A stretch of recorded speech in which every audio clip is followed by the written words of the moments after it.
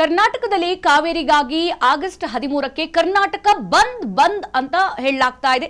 ಅಖಂಡ ಕರ್ನಾಟಕ ಸ್ತಬ್ಧವಾಗಿರುತ್ತೆ. ಕನ್ನಡ ಸಂಘಟನೆಗಳು ಸಮರವನ್ನ ಸಾರಲಿವೆ ಆಗಸ್ಟ್ 13ಕ್ಕೆ.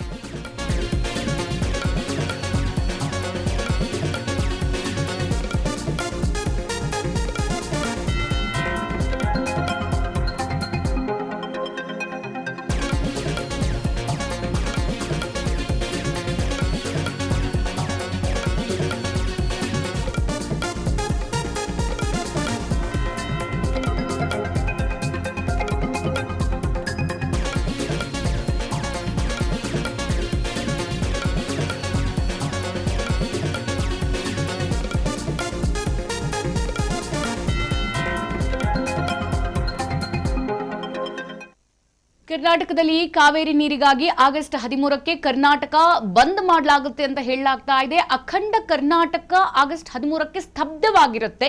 ಕನ್ನಡ ಸಂಘಟನೆಗಳು ಸಮರವನ್ನ ಸಾರ್ತಾ ಇದೆ.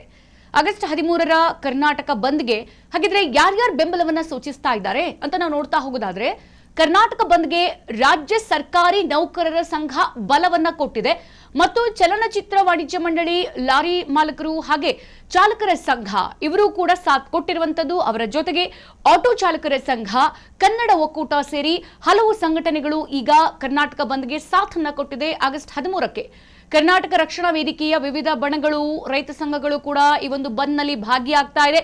ಕರ್ನಾಟಕ ಬಂದ್ಗೆ ಬೆಂಬಲ ಕೊಟ್ಟಿದ್ದಾರೆ ಕೆಲ ವ್ಯಾಪಾರಿಗಳು ಮಾತ್ರ. ಮತ್ತೊಂದು ಕಡೆ ಬಂದ್ಗೆ ನಮ್ಮ ಬೆಂಬಲ ಇಲ್ಲ ಅಂತ ಹೇಳಿದೆ ಕರ್ನಾಟಕ ರಕ್ಷಣಾ ವೇದಿಕೆಯ ನಾರಾಯಣಗೌಡರ ಬಣ. ಯಾಕೆ ಇವರು ಈ ಸಲ ಸೈಲೆಂಟ್ ಆಗಿ ಕೂತಿದ್ದಾರೆ ಅಂತ ಗೊತ್ತಿಲ್ಲ.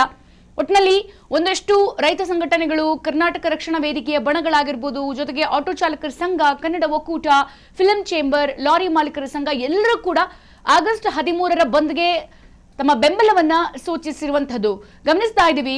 ಕರ್ನಾಟಕದಲ್ಲಿ ಕನ್ನಡಿಗರಿಗಾಗಿ ಆಗ್ತಾ ಇರುವಂತಹ ಅನ್ಯಾಯ, ಕರ್ನಾಟಕದಲ್ಲಿ ವಾಸಿಸ್ತಾ ಇರುವಂತಹ ಪ್ರತಿಯೊಂದು ಜೀವಿಗೂ ಕೂಡ ಆಗ್ತಾ ಇರುವಂತಹ ಅನ್ಯಾಯ ಇದು. ಕಾವೇರಿ ನೀರನ್ನ ತಮಿಳುನಾಡಿಗೆ ಹರಿಸ್ತಾ ಇರುವಂತಹ ವಿಚಾರಕ್ಕೆ ಸಂಬಂಧಪಟ್ಟಂತೆ ಹಾಗಾಗಿ ಆಗಸ್ಟ್ 13ಕ್ಕೆ ಅಖಂಡ ಕರ್ನಾಟಕ ಸ್ತಬ್ಧವಾಗಿರುತ್ತೆ ಅಂತ ಹೇಳಲಾಗ್ತಾ ಇದೆ. ಕನ್ನಡ ಸಂಘಟನೆಗಳು ಈ ಸಮರವನ್ನ ಸಾರ್ತಾ ಇದೆ. ರಾಜ್ಯ ಸರ್ಕಾರಕ್ಕೆ ಯಾವ ತರ ಹೇಳಿಕೆ ಕೊಟ್ಟರು, ಎಷ್ಟು ಪ್ರತಿಭಟನೆ ಮಾಡಿ ಬಿಸಿ ತಟ್ಟಿಸಿದ್ರು ಕೂಡ ಅವ್ರು ಯಾಕೋ ತಿದ್ಕೊಳ್ಳೋಂಗ್ ಕಾಣ್ತಾ ಇಲ್ಲ. 3,500 ಪ್ರತಿದಿನಕ್ಕೆ ನೀರು ಹರಿಸಿ ಕ್ಯೂಸೆಕ್ ಅಂತಂದ್ರೆ ಅವರು ಓಕೆ ಅಂದ್ಬಿಡ್ತಾರೆ. ಸೊ ಇಂತಹ ಪರಿಸ್ಥಿತಿಯಲ್ಲಿ ನಾವು ಹೆಂಗಾದ್ರೂ ಮಾಡಿ ರಾಜ್ಯ ಸರ್ಕಾರಕ್ಕೆ ಎಚ್ಚರಿಕೆಯನ್ನ ಕೊಡ್ಲೇಬೇಕು. ಇಲ್ಲದೆ ಇದ್ರೆ ಇದು ಇವತ್ತು ಈ ವರ್ಷ ಮಾತ್ರದ ಪರಿಸ್ಥಿತಿಯನ್ನ ನಾವು ಹೇಳ್ತಾ ಇಲ್ಲ, ಬರುವಂತ ಮುಂದಿನ ವರ್ಷ ಕೂಡ ಮತ್ತೆ ಇದೇ ಪರಿಸ್ಥಿತಿ. ಈ ಒಂದು ಸನ್ನಿವೇಶಕ್ಕೆ ತಡೆ ಅಂತ ಇಲ್ಲ. ಕರ್ನಾಟಕದವರನ್ನ ಮೊದಲು ನೋಡ್ತಾ ಇಲ್ಲ, ಕರ್ನಾಟಕದ ಜನರನ್ನ ನೋಡ್ತಾ ಇಲ್ಲ. ಅದನ್ನು ಬಿಟ್ಟು ಯಾರೋ ತಮಿಳುನಾಡವ್ರು ಕೇಳ್ತಾರೆ ಅಂತ ನೀರು ಹರಿಸ್ತಾರೆ ಅಂತ ಅಂದ್ರೆ ಹೆಂಗಾದ್ರೂ ಸರ್ಕಾರಕ್ಕೆ ಬಿಸಿ ಮುಟ್ಟಿಸಬೇಕು ಅಂತ ಹೇಳಿ ಈಗ ಆಗಸ್ಟ್ 13ರ ಕರ್ನಾಟಕ ಬಂದ್ಗೆ ಬೆಂಬಲ ಸೂಚಿಸಿರುವಂತದ್ದು. ಹಾಗಾದ್ರೆ ಯಾರ್ಯಾರು ಈ ಬೆಂಬಲಕ್ಕೆ ಒಪ್ಪಿಗೆ ಕೊಟ್ಟಿದ್ದಾರೆ, ಯಾರ್ಯಾರು ಮುಂದೆ ಬರ್ತಾರೆ ಅಂತ ನಾವು ನೋಡ್ತಾ ಹೋಗೋದಾದ್ರೆ, ಕರ್ನಾಟಕ ಬಂದ್ಗೆ ರಾಜ್ಯ ಸರ್ಕಾರಿ ನೌಕರರ ಸಂಘ ಬಲ ಕೊಟ್ಟಿದೆ. ಮತ್ತೊಂದು ಕಡೆಗೆ ಪ್ರತಿ ವರ್ಷವೂ ಕೂಡ ಕಾವೇರಿ ಕಿಚ್ಚು ಅಂತ ಬಂದಾಗ ಚಲನಚಿತ್ರ ವಾಣಿಜ್ಯ ಮಂಡಳಿ ಕೂಡ ಮುಂದಿರುತ್ತೆ. ಈ ಕುರಿತಂತೆ ಜೈಮಲ ಅವರು ಕೂಡ ಮುಂದೆ ಹೇಳಿಕೆಯನ್ನ ಕೊಟ್ಟರು. ನೆಲ ಜಲ ಭಾಷೆಗಾಗಿ ನಾವು ಮುಂದೆ ಇರ್ತೀವಿ. ನಮ್ಮ ಒಂದು ಕರ್ನಾಟಕಕ್ಕೆ ಸಂಬಂಧಪಟ್ಟಂತೆ ಯಾವುದೇ ಅನ್ಯಾಯ ಆದ್ರೂ ಕೂಡ ಅಲ್ಲಿ ನಮ್ಮ ಚಲನಚಿತ್ರ ವಾಣಿಜ್ಯ ಮಂಡಳಿ ಮುಂದೆ ಇರುತ್ತೆ ಅಂತ ಹೇಳಿದ್ರು. ಮತ್ತೊಂದು ಕಡೆಗೆ ಲಾರಿ ಮಾಲೀಕರು ಜೊತೆಗೆ ಚಾಲಕರ ಸಂಘ ಕೂಡ ತಮ್ಮ ಬಲವನ್ನ ವ್ಯಕ್ತಪಡಿಸಿರುವಂತದ್ದು ಆಗಸ್ಟ್ 13ರ ಕರ್ನಾಟಕ ಬಂದ್ಗೆ. ಹಾಗೆ ಮತ್ತೊಂದು ಕಡೆಗೆ ಆಟೋ ಚಾಲಕರ ಸಂಘ ಕೂಡ ಬೆಂಬಲ ವ್ಯಕ್ತಪಡಿಸಿದೆ. ಮತ್ತೊಂದು ಕಡೆಗೆ ಕನ್ನಡ ಒಕ್ಕೂಟ ಸೇರಿ ಹಲವರು ಆಗಸ್ಟ್ 13ರ ಕರ್ನಾಟಕ ಬಂದ್, ಕರ್ನಾಟಕ ಸ್ತಬ್ಧಕ್ಕೆ ಸಾಥನ್ನ ಕೊಟ್ಟಿದ್ದಾರೆ. ಹಾಗೆ ಮತ್ತೊಂದು ಕಡೆಗೆ ಕರ್ನಾಟಕ ರಕ್ಷಣಾ ವೇದಿಕೆಯ ವಿವಿಧ ಬಣಗಳು ಕೂಡ ಸಾಥನ್ನ ಕೊಟ್ಟಿದೆ. ಒಂದಷ್ಟು ರೈತ ಸಂಘಟನೆಗಳು ಕೂಡ ಈ ಒಂದು ಬಂದ್ನಲ್ಲಿ ಭಾಗಿಯಾಗ್ತಾ ಇದೆ. ಸಾಮಾಜಿಕ ಹೋರಾಟಗಾರರಾಗಿರ್ಬೋದು, ಜೊತೆಗೆ ಪ್ರತಿ ಜಿಲ್ಲೆಯ ರೈತರು, ಅನ್ನದಾತರು, ಜನಸಾಮಾನ್ಯರು ಕೂಡ ಆಗಸ್ಟ್ 13ರ ಬಂದ್ನಲ್ಲಿ ಭಾಗಿಯಾಗ್ತಾ ಇದ್ದಾರೆ.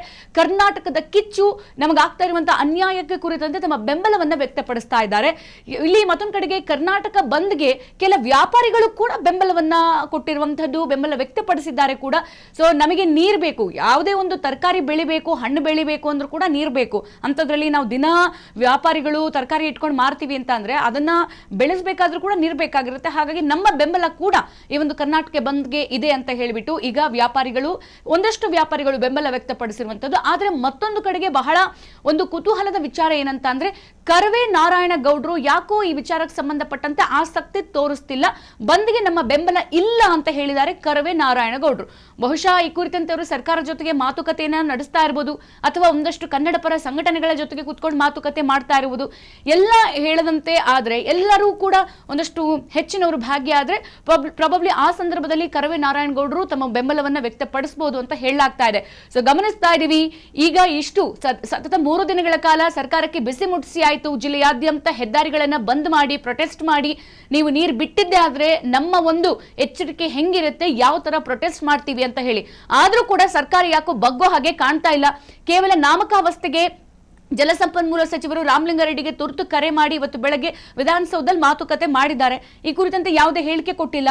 ದಯವಿಟ್ಟು ಬಂದ್ ಮಾಡಬೇಡಿ, ನಿಮಗೆ ಲಾಸು ನಮಗ್ ಲಾಸು ಅಂತ ವಿಚಾರಗಳನ್ನ ಹೇಳ್ತಿದ್ದಾರೆ ಹೊರತು ಕಾವೇರಿ ನೀರನ್ನ ಹರಿಸೋಕ್ ಬಿಡಲ್ಲ ಎಂಬ ಮಾತನ್ನ ಎಲ್ಲೂ ಕೂಡ ಡಿ.ಕೆ. ಶಿವಕುಮಾರ್ ಅವರಾಗ್ಲಿ, ಜಲಸಂಪನ್ಮೂಲ ಸಚಿವರು ರಾಮಲಿಂಗಾರೆಡ್ಡಿ ಅವರು ಎಲ್ಲೂ ಕೂಡ ಹೇಳ್ತಾ ಇಲ್ಲ. ಹಾಗಾದ್ರೆ CWMA ಕೇಳಿದಂತ ಆದೇಶಕ್ಕೆ ಇವರು ಅಷ್ಟು ಅಂದಂತಿದೆ ಎಂಬ ವಿಚಾರ ಈಗ ಮೇಲ್ನೋಟ ಗೊತ್ತಾಗ್ತಾ ಇದೆ.